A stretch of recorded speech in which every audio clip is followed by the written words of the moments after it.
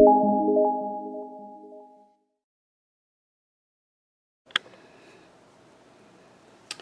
afternoon, everyone. This is Linda with Linda Soup Plants for You. Well, I say good afternoon because I think I finally figured out what is wrong with my Calathea lemon lime. Those of you who follow me will hopefully remember what an absolutely gorgeous, beautiful plant that this was. And I was so excited the day I got it.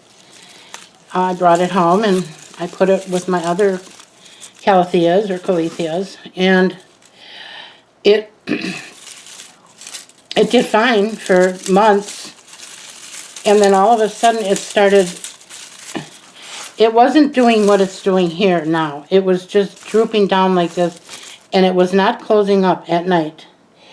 And I don't normally have problems with my Calatheas, so this was a new issue for me, and I wasn't sure what was wrong. And you know, I've been dealing with thrips, so I assumed that that was the problem. And I'm still not positive that that wasn't part of the problem, but I don't think it was the problem.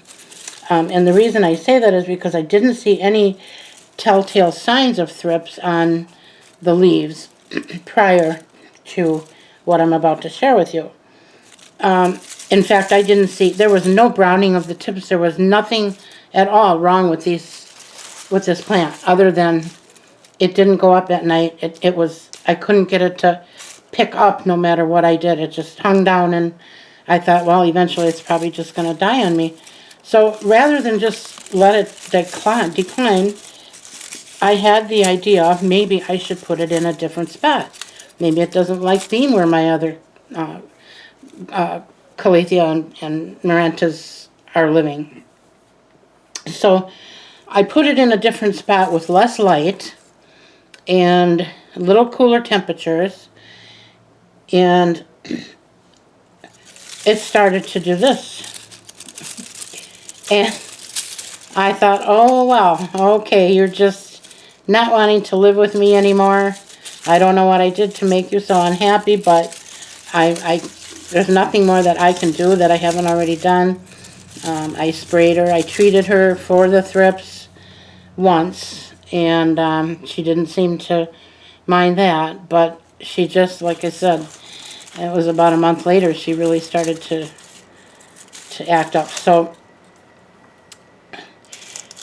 the end result here was I put her in a different spot. Like I said, the temperatures were a little cooler. It was in our hallway, and it's right above my air purifier. I have a air purifier between my living room and the hallway, the main hallway, and that's on 24/7. And it does, you know, send out a little dust, and the temperature on that, for whatever reason, is very cool.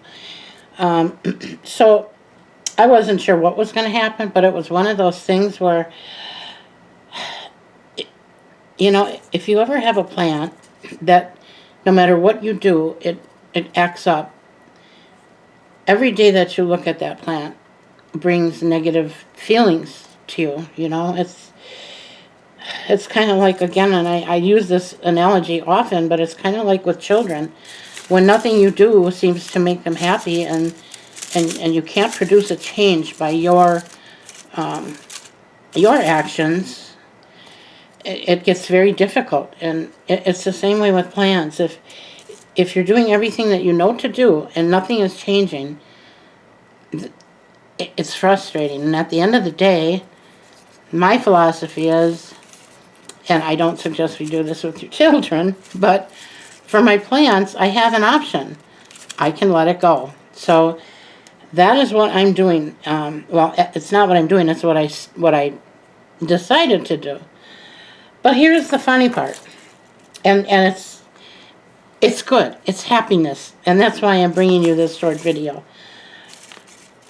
I stuck it in that spot, and this continued to happen pretty rapidly, the browning of the leaves and dying off, and I just left it. I ignored it. I had to walk by it every day, but I tried to ignore it. And the more brown leaves that it got, the more it drew my attention. And one day, and this happened within about a week of me putting this where I put it, I noticed new shoots coming up out of the middle.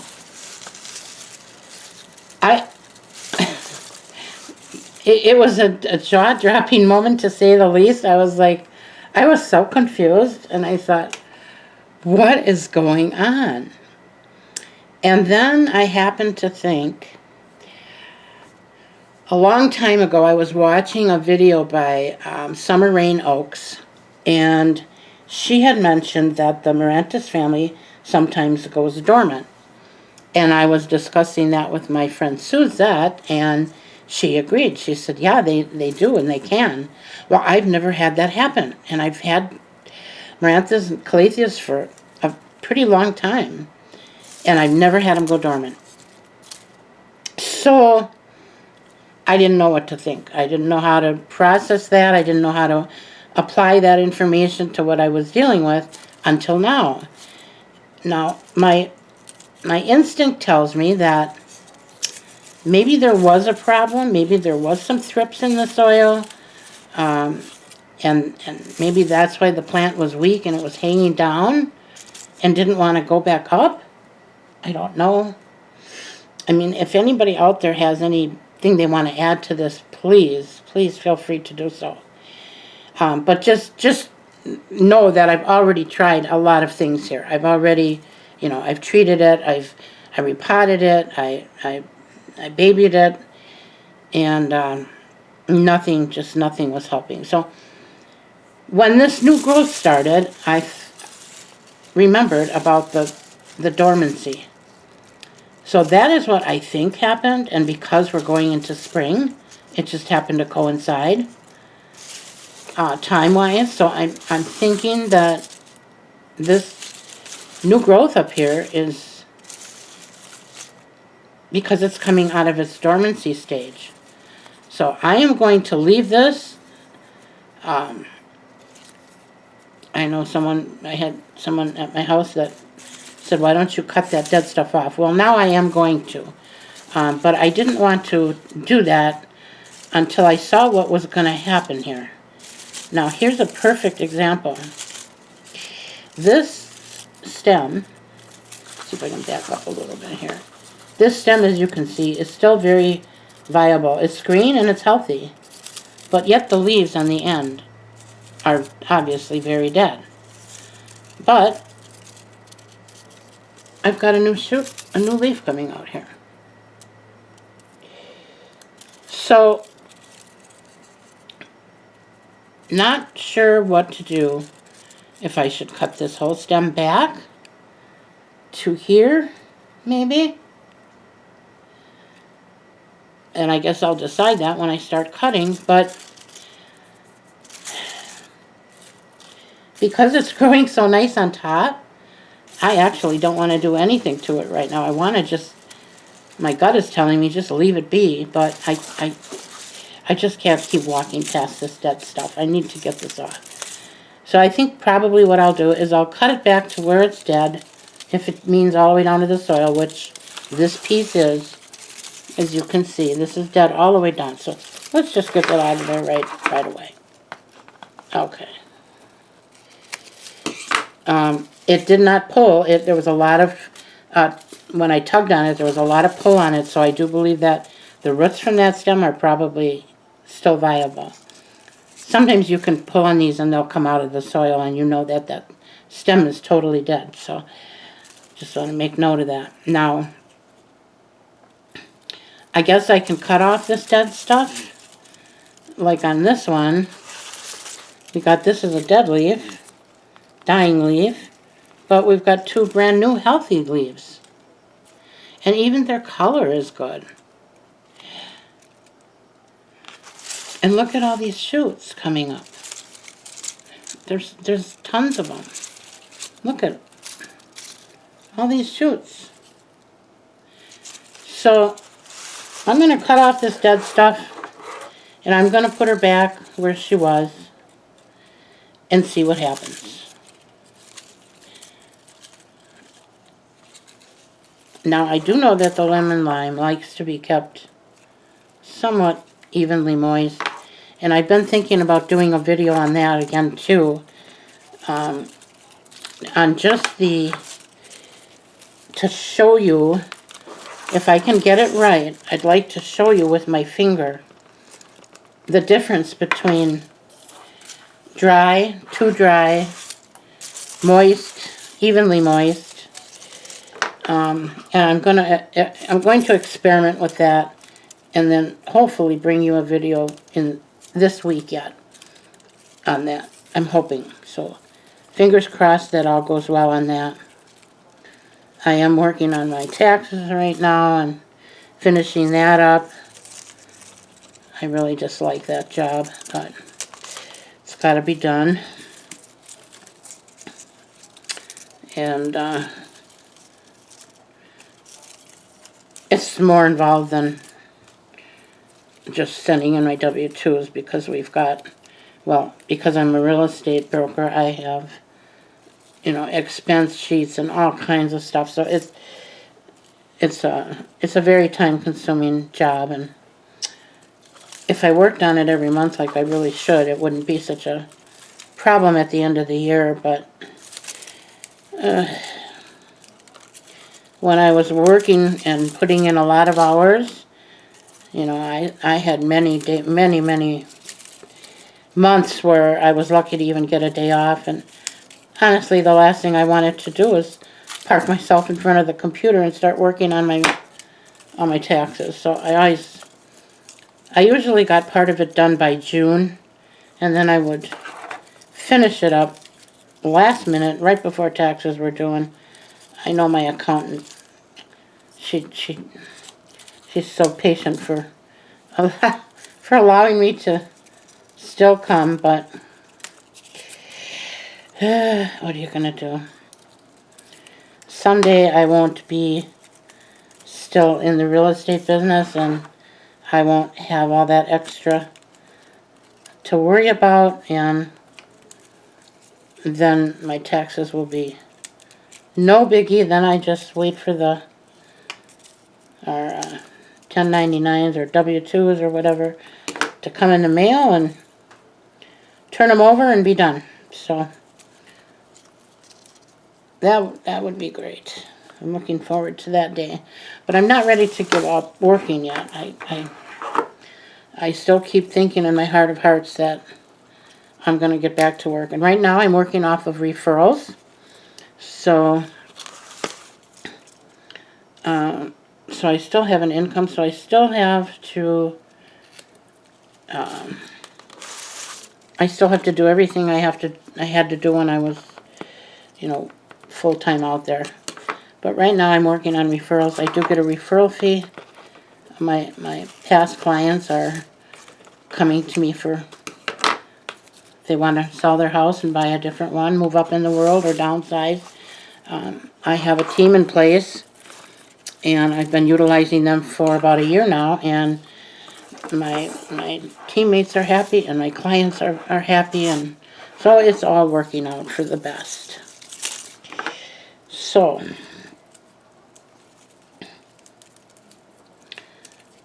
I'm happy about that. I do miss being in the, I miss my job. It really wasn't a job. I did put a lot of hours in, but I pretty much, for the most part, I really enjoyed what I did. I loved, and I especially loved working with first-time home buyers. I loved to educate them on the process and on the do's and don'ts, and looking out for them like I would if it was my own child. And I've had parents write me letters that appreciated the help that I gave their young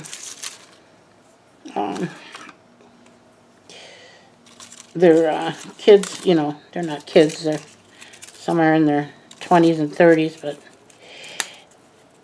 I was fortunate enough to grow up in a home where my parents' homeownership was such an important thing. And that's all that they talked about, really. Well, not all, but I mean, it was discussed a lot at the dinner table, especially when I got to be a senior in high school. And So my biggest goal was not to go to college, it was to own a home. And it's something I always knew I would, and I did. Very early on, I closed on my first home. I was 22 years old. And I was fortunate enough to have parents who, although they weren't into real estate per se, they were very knowledgeable about the real estate world and financing and what not ever to do and who to go to and not go to. And you know, a lot of times today the internet, it can be a good tool and a bad tool. And the bad side of that tool is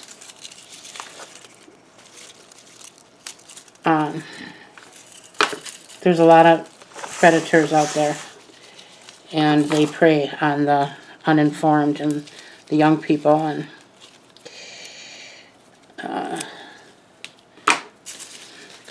that's really what you need to watch out for. And if anybody ever wanted to talk to me about that, I have my email under lindasueplantsforyou@gmail.com. I'm happy to help you, free, no charge. So if you're a young person and you're looking to buy a home and you want some honest advice and you're not already working with someone, because we're not allowed to do that. If you're already working with an agent, I can't talk to you. At least in the state of Wisconsin. That differs from state to state. But my license governs what I do. So anyway, enough about my real estate. I didn't mean to even go. I don't even know where that all came from. Oh, my goodness. But anyway, maybe that'll help someone too. You just never know. Okay, so I think I got the bulk of the yucky stuff off. Now I got some here that aren't looking real great, but I think I'm going to hold off on them because this does need water right now, and those might perk up after I water. If not, I'll cut them off later.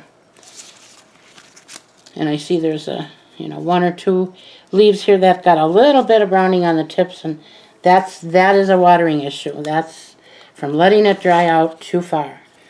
But with this type of Calathea, it's better to underwater than overwater because they can get overwatered very easily. And if you don't notice it right away and correct the problem, you're going to kill your plant. So, alright, I guess that's it. I just wanted to show you this and before I cut the bad stuff off, and I'm going to go give her a drink and then I'm going to put her back in her spot. And I will update you on that. You know how she's doing. And one of these days I'll be doing another video on all of my Calatheas, but that'll be down the road a bit. So, alright, I think we're done here. I hope I've piqued the interest of some of you, I hope. And maybe helped you.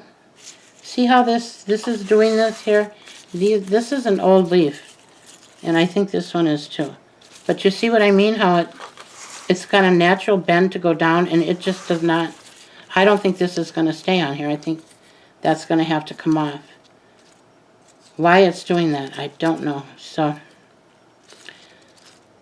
I guess it's possible it was too much light. I don't know. But we'll see, right?